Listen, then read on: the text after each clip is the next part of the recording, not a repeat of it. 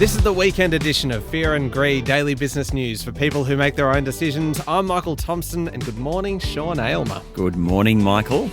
Sean, our weekend show is all about the two of us each nominating what we think is the biggest business story of the week, the most remarkable business story, a sleeper story, which is, of course, a story that is flying under the radar somewhat, and then our favourite business adjacent story. It is a competition, and so every week we are joined in the studio by a judge to pick a winner, and that judge, as always, is our Fear and Greed colleague, Adam Lang. Adam, good morning. Good morning, Michael.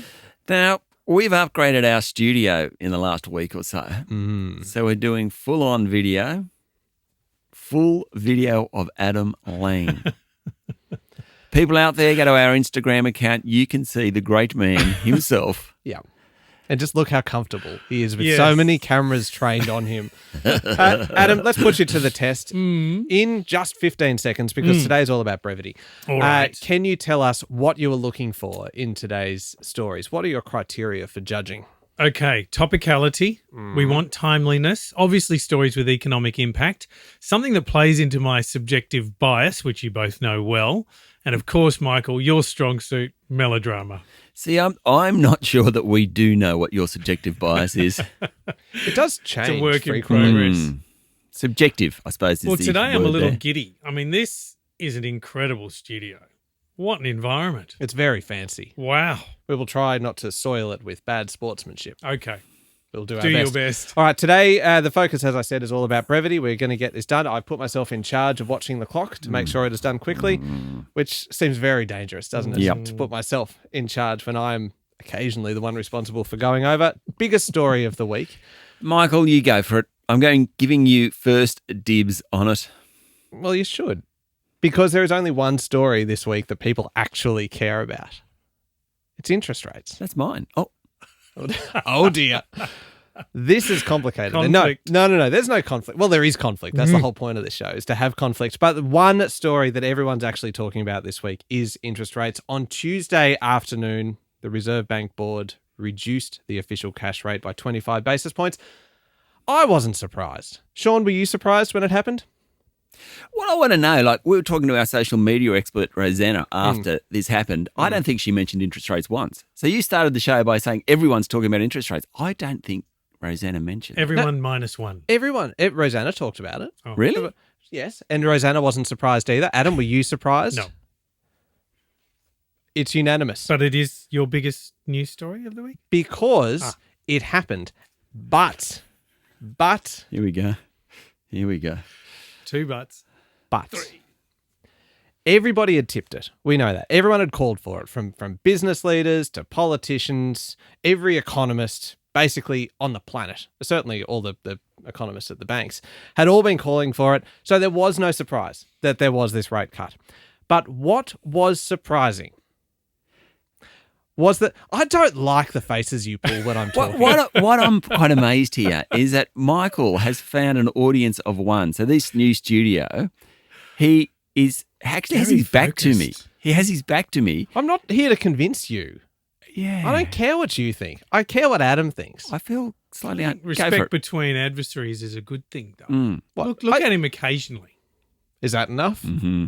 Is that long? Is Hello. that enough eye contact for you, Sean? Before things get creepy, I'm going back to Adam. Adam, I know I've made this much, much worse now.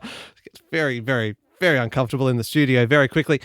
The commentary, right, was the surprising part. Okay, everyone expected the interest rate cut. No one expected what Reserve Bank Governor Michelle Bullock said. I shouldn't point my finger at you, but I'm really passionate about this. Michelle Bullock afterwards made comments that made it sound an awful lot like the Reserve Bank did this begrudgingly. Didn't want to do it. They cited, of course, the improvement in inflation data, but Michelle Bullock was at pains to point out that inflation still isn't where it needs to be sustainably, that the labour market is still very strong, which was illustrated then on Thursday by the unemployment data that showed that so many jobs, thousands upon thousands upon thousands of jobs were created last month. Incredible time for employment in Australia. So the employment market is very strong. If the job of a central bank, as the US Fed chair declared decades ago, right, is to and you taught us all about this, Sean. See, I looked at him. That's enough, right? I gave him a quick little kind of glance. That's enough. You've had yours. Is to take the punch bowl away just when the party gets going. That was, of course, talking about putting the brakes on the economy kind of just as things start to heat up. Well, I reckon Michelle Bullock took that to heart, the spirit of being a party pooper, right? Because everyone was just starting to celebrate on Tuesday afternoon. The Reserve Bank has cut rates. Everyone's excited. Everyone's expecting it to be the first of a number of cuts. All the big four banks passed it on within 15 minutes. The party poppers were out. The champagne was out. The punch bowl was out. And Michelle Bullock just snatched it away. And she said, don't get your hopes up. There may not be any more.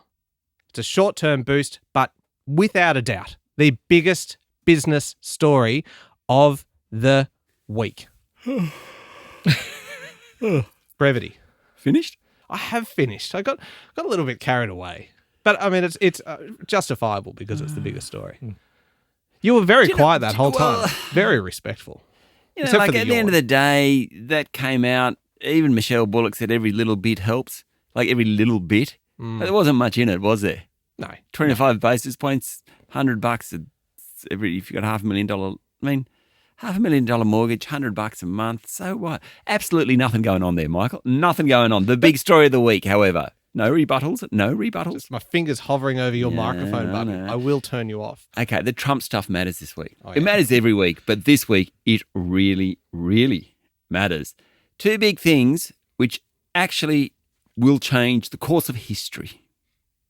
Melodrama? Maybe. You've got to actually say it and believe it, though.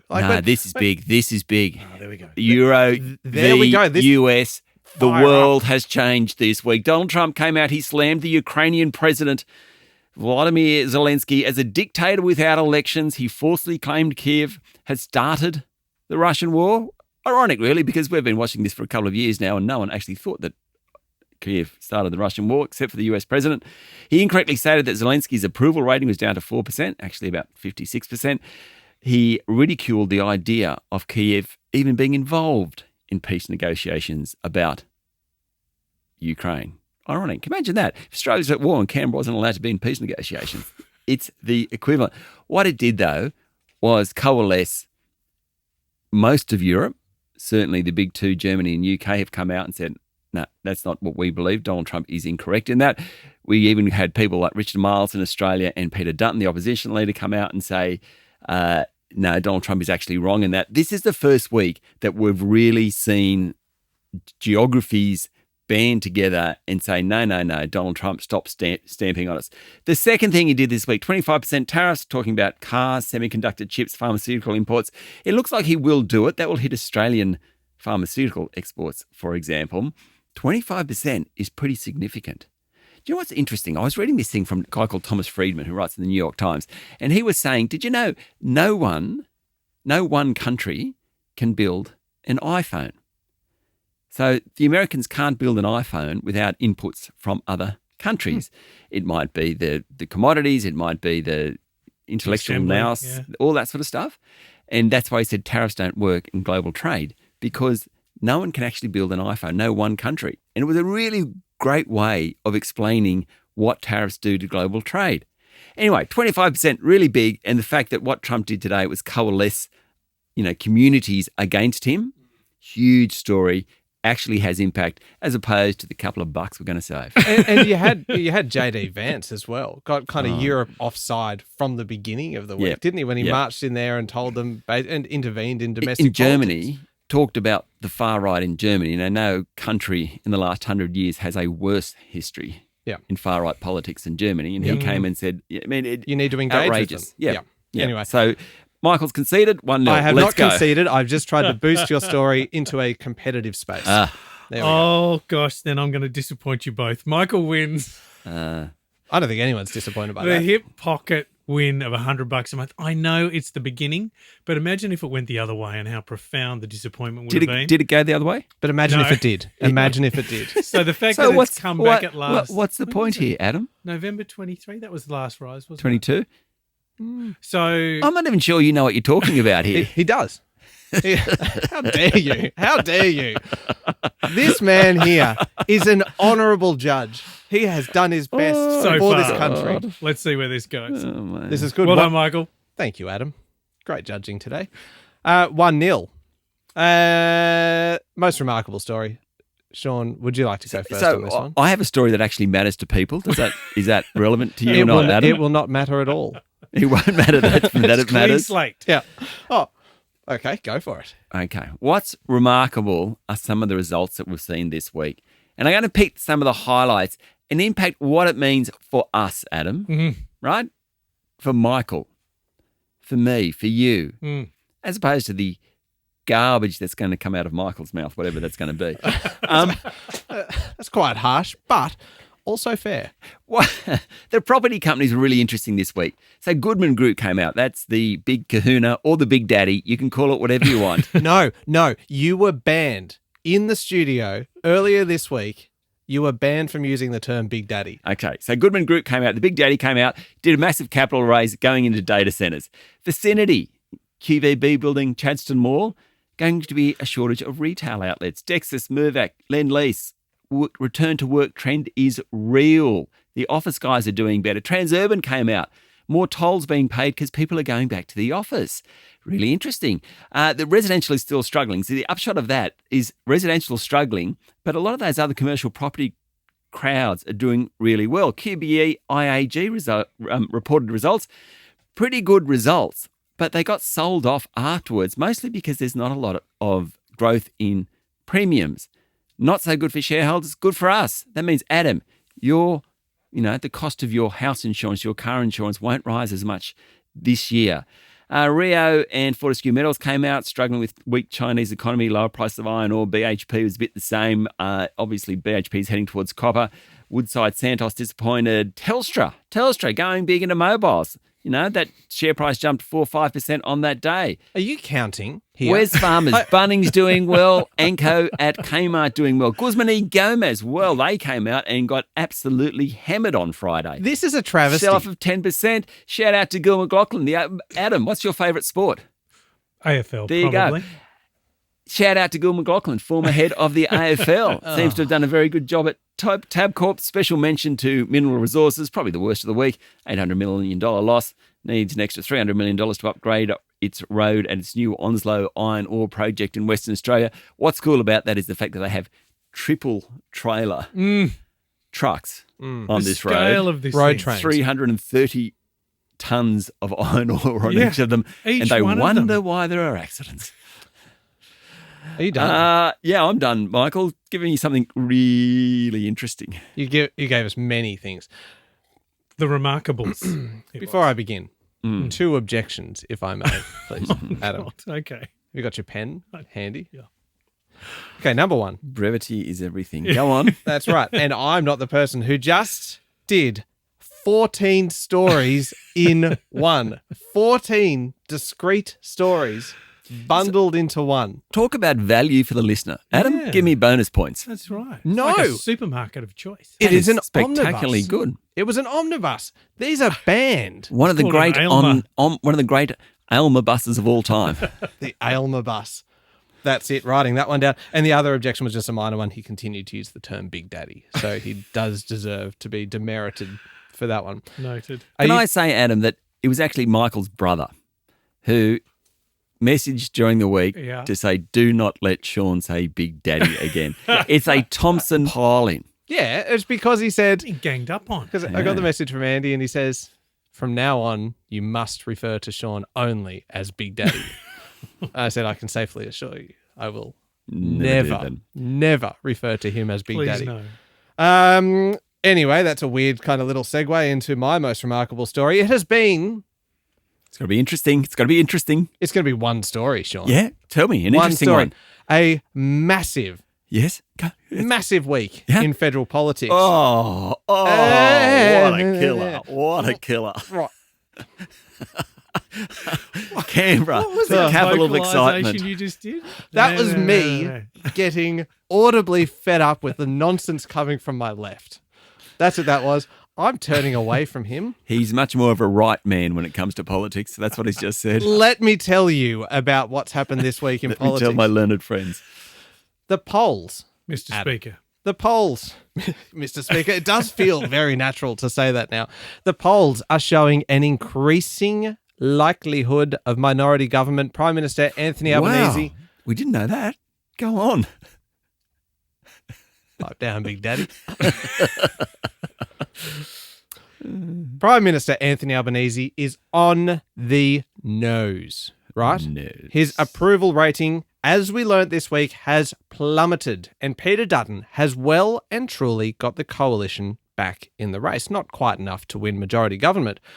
And to the independents, as we talked last week, they will, based on the polls this week, be the kingmakers after the election, etc., etc. All interesting. But Doesn't sound very interesting when you go, et cetera, et cetera.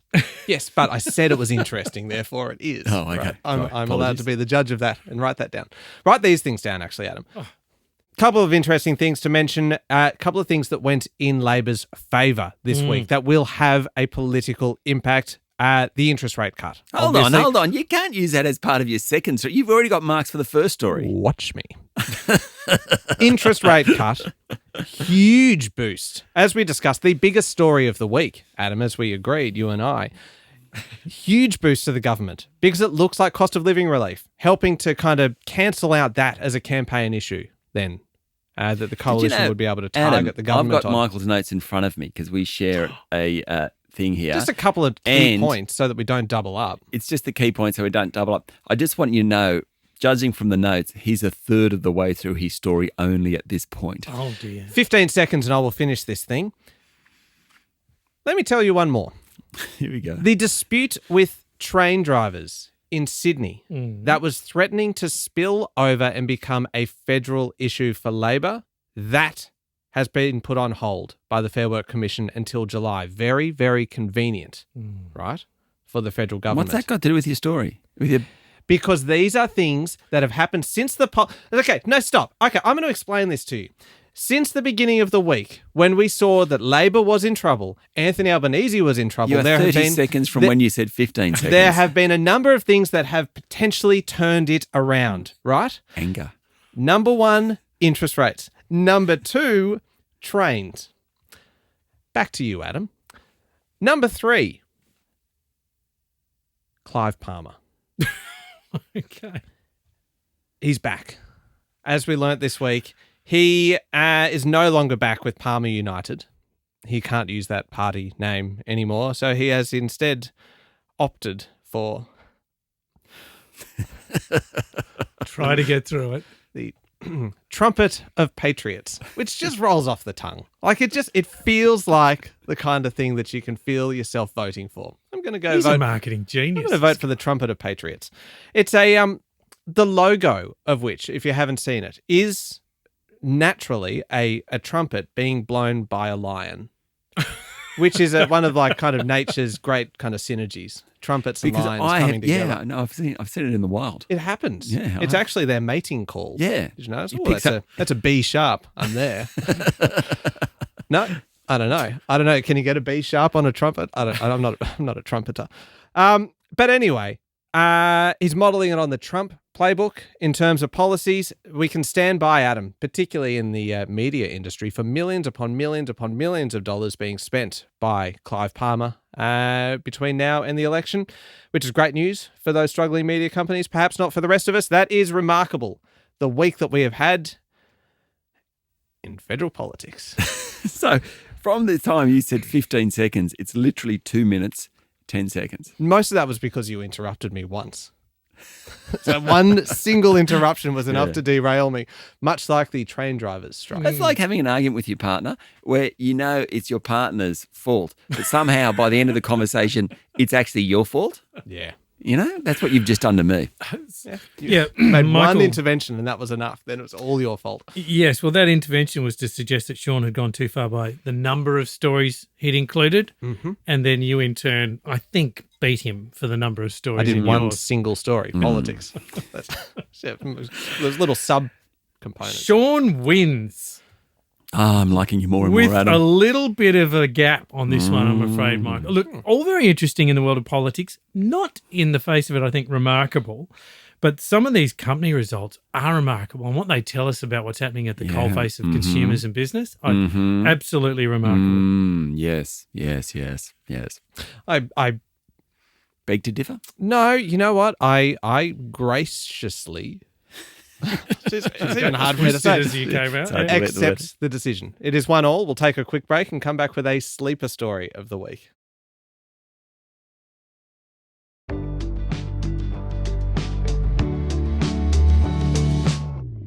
All right, we are looking for the sleeper story of the week. Now, the sleeper story is, of course, one that's flying under the radar a little bit, or that is going to become a bigger story further down the track, in which case the fuse was lit on that story this week. I've got no idea which category mine. I do know which category mine falls into. It falls into the category of a story that is just not getting the attention that it deserves, and it needs to be getting more. And that is why I'm doing it now, to lend it this platform. It's actually one from markets. And it's one that Sean pointed out. Financial markets. That Sean pointed out through the From week. Michael Thompson. That's right. Sean pointed it out through the week. And when he said it, Adam. Fact check it. when he said it, I'm like, oh, that is a fascinating story. And this is one I suspect that not a lot of people have been focusing on because it's just been so much noise. There's been so much discussion throughout the week of all of these results. And as you say before, Adam, there have been some remarkable results through the week. But while all this has been going on, everyone's looking over here. But over the course, What? If we could harness your energy in these stories, we could power this studio. Yeah, it's renewable too. Like I just keep on coming back and doing it again. I am a renewable energy source. Go on. We haven't got to the story yet, I don't think, have we? And even as I was doing it, I was thinking, I'm like, I haven't said anything worthwhile yet, but I've still enjoyed myself. Okay. Over the course of a week, Adam, this is staggering. The banking index down something like 10%. 10%. You've even stunned yourself. I know. You don't know what you're saying. No, I was What pausing. do these words mean? I was pausing for impact, okay? I was trying to let the word sink in, and I could also hoping someone would interject and explain. I was hoping Sean would go, Give yeah, you this an is actually... affirmation of some And Sean kind. would go, I was a banking reporter, and yes, what Michael said is actually very, very significant. It is true. All of the majors have been sold off through the week. Write it down. Sorry. I could just see, just like when Adam stands there with his hands behind his back. you're gone. There is no greater gone. insult to your That story. that is the equivalent of meh. Yeah. That's Yeah. Yep, it's a visual. Yeah. Anyway, all of the majors sold off. There was a good set of numbers last week from Commonwealth Bank, but Westpac disappointed, as did NAB, even Bendigo and Adelaide Bank disappointed. And as Sean, you have been telling us through were you mouthing things behind my back?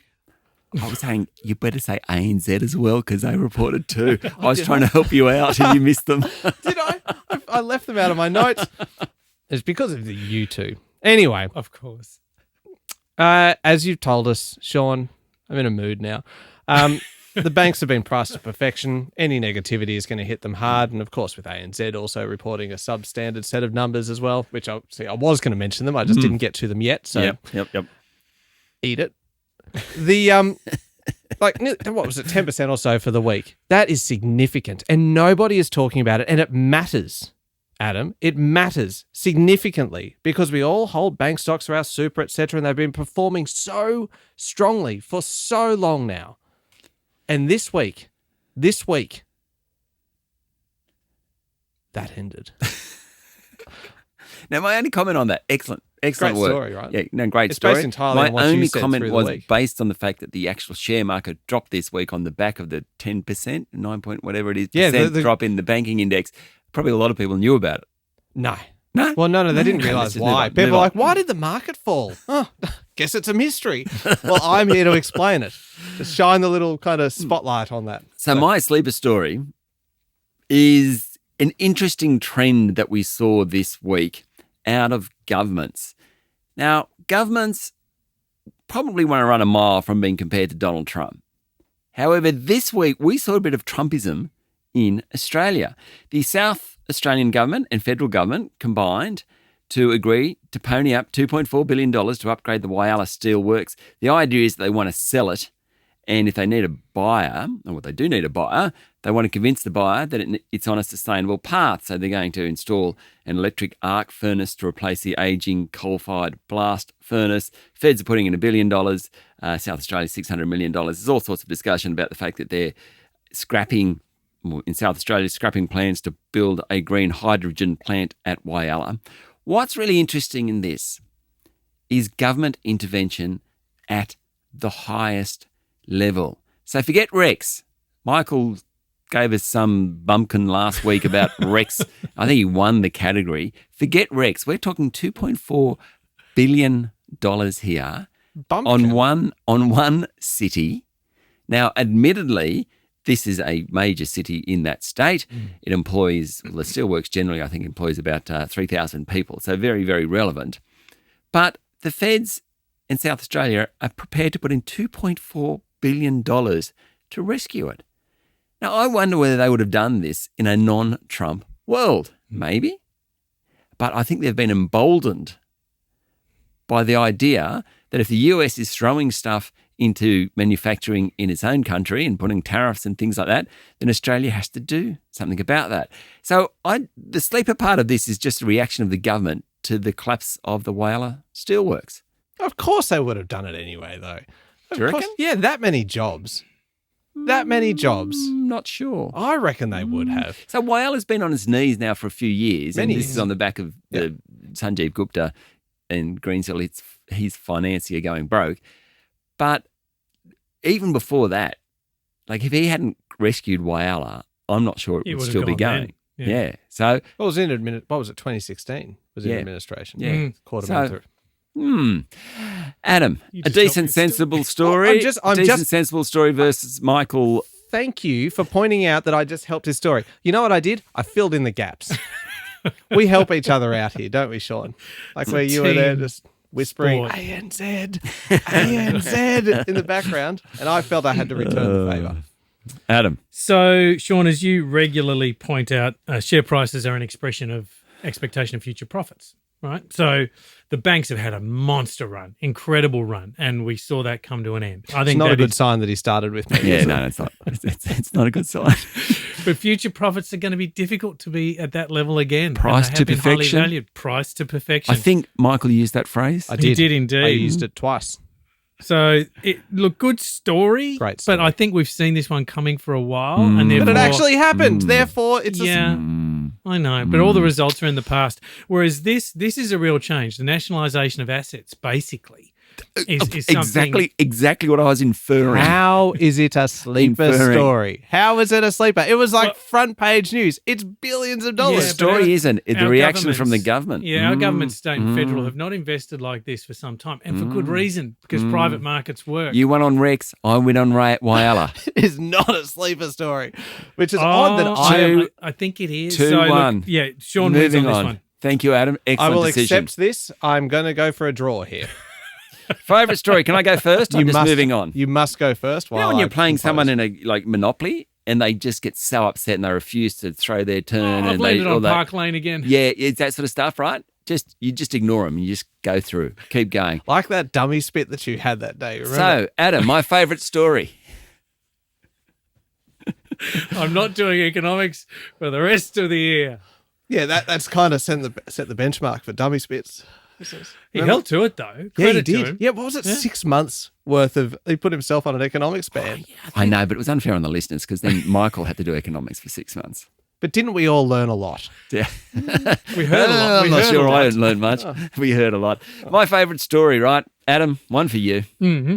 Middle management no longer has sex appeal. Did they ever, though? Well, I thought the cardigans, The pocket protector. certainly the shiny pastel shoes. colours, definitely. They worked If all right. you call him Big Daddy now, I'm out of here. Like, this is just getting gross. So this was a survey by recruiter Robert Walters about how people thought about middle management. And Gen Zers, what is Gen Zers? They're in their 20s now? Early Yeah. 30s? Yep. That sort of crowd, right? They thought being a middle manager was a thankless slog. They said that why would you do it? High stress, low reward. And in fact, it is no longer sexy. Which brings me to comments from JP Morgan boss Jamie Dimon, who was talking about Gen Zers or Zoomers, as he called them, right? And in a leaked report to the Wall Street Journal, he complained about all this slow decision-making going on, phone calls going unanswered, young recruits being left behind due to work from home. You pointed out, Michael, could you imagine if you're someone at JP Morgan and Jamie Dimon's name came up on your phone and you'd go, oh, I'm gaming, I'll talk to him later on. It's just not going to happen. I don't think that's going to happen. Yeah. He criticised Zoomers for spending all of their time on the video app Zoom instead of physical offices. And then, and I quote, and I apologise for the accent, but I got to have a go. Oh, no. Don't give me this shit that work from home Friday works. I call a lot of people on Fridays and there's not a goddamn person you can get a hold of. Go, Jamie. Would you please penalise him just for that No. voice? That is I the wanna hear big, more of it. that is the big daddy of global banking, Jamie Dimon. He is. I am in hell right now. Listening Climb to out, this. Michael. Anyway, Rise above. Mill managers aren't sexy. That should be remarkable. That should be in the remarkable category. And that quote from Jamie Dimon, one of the greats. That's Your favourite story, Michael? story. That but I've got to applaud the melodrama just then. That was commitment just then. But however, I'm going to call it right now. Oh, here we go. Adam. Yeah. Probably something about. No, let's think about this. No. 2025 is the year that we start at last paying attention to the sky. It's been there for a long time. We've known that it's there, but now we are realizing just how dangerous it can be. I'm talking, of course, about space debris and air traffic crowding and air taxis. I'm going to combine 3 stories into one here. I do apologize in advance. We had... I feel you've taken the energy out of the room. Did you know how dangerous the sky is, Sean? Like, have you ever considered... Do you know this, right? Like, this is... I don't mean to get so serious here. Here we go. Did you know that according to a study in 2022 by a reputable journal, did this study... Which I will not name. I will not name because I've forgotten it. That doesn't matter. Right. That at some point over the next decade, there is a 10% chance that someone, somewhere in the world is going to be killed by falling space debris. So hold on. There's a 10% Yes, chance. don't drill in. How many Someone billions of people are somewhere. there in the world? You know what that sounds like to me? Unacceptable risk. Right? So I have a 1 in 72 billion. 7.2. Yeah, but it's 10% chance. Oh, God. So 1 in 72 billion chance of being hit by space debris. So that means you've got a 1 in Don't like them 72 odds. billion? You Don't like them odds. No. And if it landed on the studio right now, I'd be that's scared. that's on all of us position gone. number 2. No, it would take us all out. Like that, it would be a true catastrophe, depending on kind of whose perspective you looked at it from.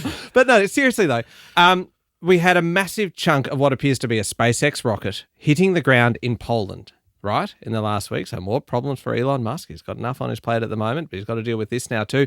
A little bit of context. Last month, Qantas flights to South Africa had to be delayed because of, again, SpaceX debris. Last year, Adam, did you know a piece of metal from a pallet of batteries dropped from the International Space Station landed on a home in Florida?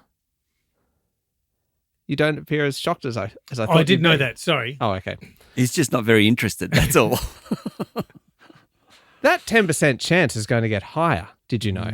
Because that was in 2022, that study. The likelihood of someone being hit has increased, I don't want to use this term incorrectly, but exponentially since then. Good. There are 7,000 Starlink satellites in orbit right now, more launches regularly. And it's not just that we need to worry about what's in orbit. It's also that we need to worry about what's in the normal height sky, as well. The normal height sky. How can you make this actually interesting topic so dull? Like, it kind of is cool, but... Yeah, it is. Look, you know what? I don't know. And somehow, this week, for the first time ever, I've actually found myself boring.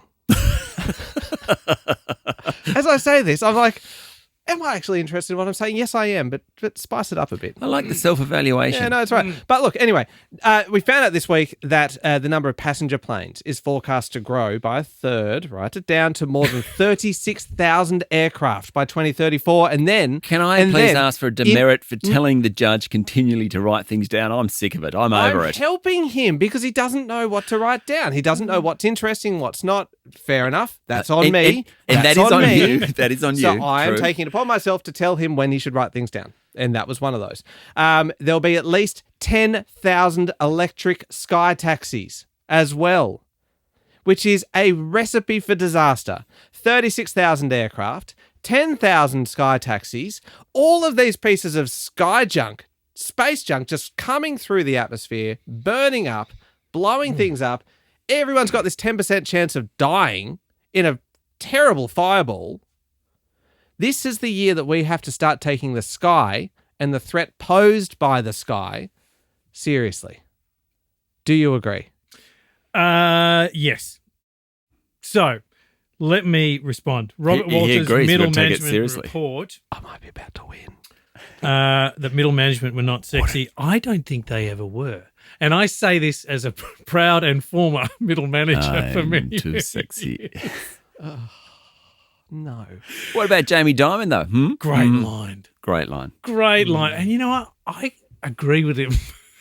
So it sounded a little harsh, but yeah, I think he's right. But in this case, Michael, you took me to the stars.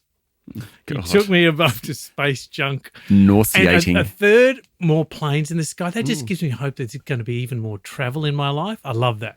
So that's also why it's my favourite story of the week. And Well also done. because I introduced you to the term normal height sky as opposed to orbit, which is a term that I made up because I wasn't sure what it was called. Air. What's up, Sean? You look like you've got a little bit of a gripe. Is it the fact that I managed to somehow secure a draw here?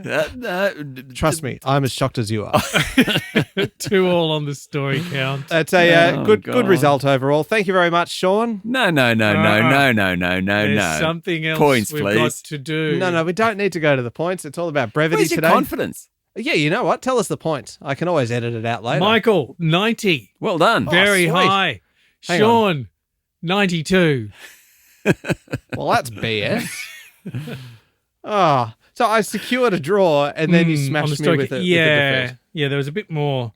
One I of those think, stories of impact yours in the was the stories. real dud. The one where you said there was a gap. I can't remember which one. Might it have been the was. politics one. Yeah, that was it. Or was That it the dud. banks one? That could have been any of them. To be really. honest, I had a few duds today. I was probably lucky to But get 90 a to draw. 90, pretty good. Yeah, Sold them well. All right. Thank you, Sean. Thanks, Michael. And thank you, Adam. Thank you, Michael. Thank you, Sean. Make sure you're following the podcast and please join us online on LinkedIn, Instagram, TikTok, Facebook, and X. I'm Michael Thompson, and that was Fear and Greed. Have a great weekend.